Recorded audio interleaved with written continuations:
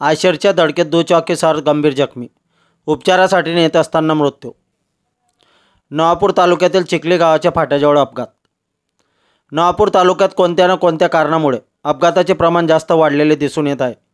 यामुळे जीवितहानी आणि काही अंशी आर्थिक हानीला लोकांना सामोरे जावे लागत आहे। असाच एक अपघात नवापूर तालुक्यातील चिखली गावाच्या फाट्याजवळ पाईपने भरलेला आयशर टेम्पो क्रमांक GJ03 BZ5182 आणि मोटरसायकल क्रमांक GJ26 H542 मध्ये जोरदार धडक झाल्याने मोटरसायकलस्वार युवक नीलम दिलीप वसावे या धडकेत गंभीर जखमी झाला।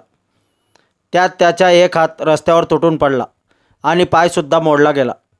त्यास गंभीर जखमी अवस्थेत खाजगी वाहनाने नवापूर रुग्णालयात दाखल करण्यात आले, परंतु गंभीर जखमी असल्याकारणाने पुढील उपचारासाठी नंदुरबार जिल्हा रुग्णालयात घेऊन जात असताना त्याचा रस्त्यातच मृत्यू झाला आहे।